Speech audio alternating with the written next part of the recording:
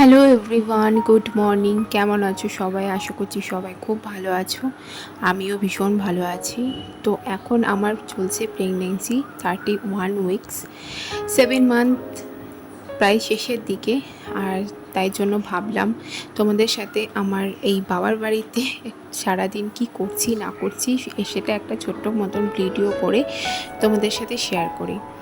আর এখানে আমি প্রথমেই বলে রাখি, আমি এখানে তো কোনো কাজকর্ম তো আমার নেই, তো সেই জন্য কোনো রকম কাজকর্ম ভিডিও বা কিছু আমি তোমাদের সাথে শেয়ার করতে পারছি না। সারাদিন শুয়ে বসেই আছি। মায়ের কাছে থাকলে মা আমাকে কিচ্ছু করতে দেয় না, না প্রেগনেন্সির আগের বা পরে কোনো সময়ই মায়ের কাছে আসলে মা আমাকে কিচ্ছুই করতে দেয় না। তো চলো ভিডিওটা শুরু করি। আর আমি আজকে ভাবছি আমি সারাদিন কি খাচ্ছি না খাচ্ছি। প্রেগনেন্সি তো প্রায় 8 মাস পড়তেই চললো, তো সেটাই তোমাদের সাথে শেয়ার করব। আর সকাল থেকে দেখো প্রচুর বৃষ্টি পড়ছে, ওয়েদারটা খুবই ভালো, একদম মেঘলা ওয়েদার। সারা রাত বৃষ্টি হয়েছে, মেঘ ডাকাডাকি করেছে, এখনও অনেক মেঘ করেছে, বৃষ্টি এখনও পড়েনি বাট অনেক মেঘ করেছে। তো একদম সকাল থেকে ভিডিওটা শুরু করছি, তোমরা দেখতে থাকো। এখন বাজে ওই 9টা মতো। আর আমি চেষ্টা করি যখনই খাবার খাই তখনই হেলদি কিছু খাবার খেতে। তো প্রথমেই মুখটুক ধুয়ে এসে আমি একটা শরবত খেয়ে নিই, যেটা হচ্ছে ছাতুর শরবত। কারণ সারা রাত তো কিছু জল টল খাওয়া হয় না, তো সেই জন্য আমি চেষ্টা করি প্রথমেই এক গ্লাস জল খেতে। আর শুধু জলটা আমার ভালো লাগে না, তাই জন্য ছাতুর শরবতটা আমি খাই নুন চিনি লেবু দিয়ে। এটাই এখন আমি খাচ্ছি এটা, কারণ প্রোটিন জিনিস যে দুটো খাওয়া হয়, মানে ডিম সেদ্ধ, ডাল, এই দুটো আমি একদমই খেতে পারি না। তো তার জন্য যেটুকু প্রোটিন খাওয়া যায় সেটুকুই আর কি। তো শরবত খাওয়ার পরে প্রায় 10-15 মিনিট পর মা আমাকে চা, বিস্কিট আর 2টো খেজুর আর 3টে আলমন্ড দিয়ে গেল। এখানে আমি আরও কিছু খাই, তোমরা দেখেছো আগের ব্লগে যে কিশমিশও খাই এর সাথে আমি, কিন্তু এখন আমার কাছে কিশমিশটা নেই। আর কাজু বাদামটা আমি এই প্রেগনেন্সিতে, মানে আমার সেকেন্ড প্রেগনেন্সিতে খেতে পারছি না, আমার ভালো লাগছে না। তো প্রায় 1 ঘন্টা পর দেখো এখন বাজে ওই 10টা থেকে 10:30 মতো।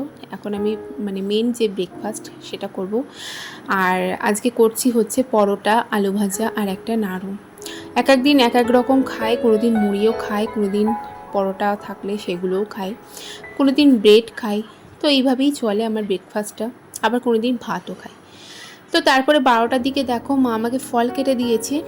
হাবিজাবি ফল আমি খাই না, ওই 1টা থেকে 2টো মানে আমি ফল খাই। আজকে খাচ্ছি যেমন বেদানা আর আপেল।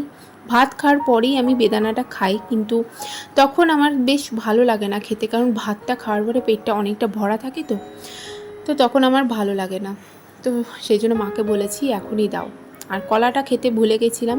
কলাটা আমি একটা হলেও রোজ একটা করে খাওয়ার চেষ্টা করি, কারণ ডক্টর আমাকে কলাটা মাস্ট খেতে বলেছে। প্রেগনেন্সিতে কলাটা খাওয়া ভীষণ উপকার। তারপরে এখন বাজে ওই 1:30 থেকে 2টোর কাছাকাছি।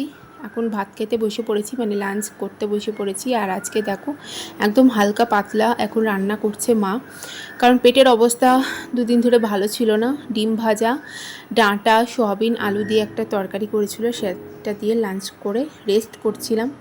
এখন বেজে গেছে দেখো সন্ধ্যে 6টা মতো।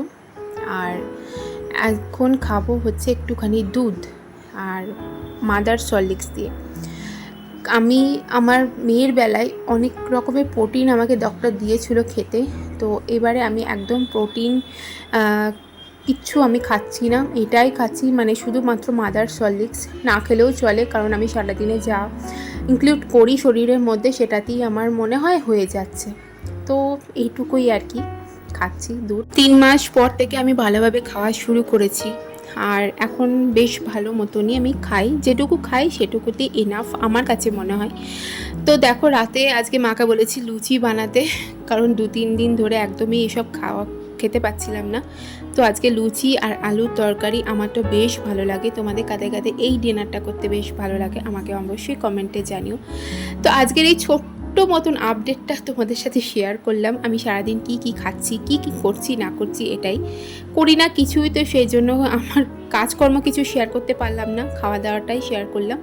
এটাই এখন আমি খাচ্ছি। তো চলো টাটা।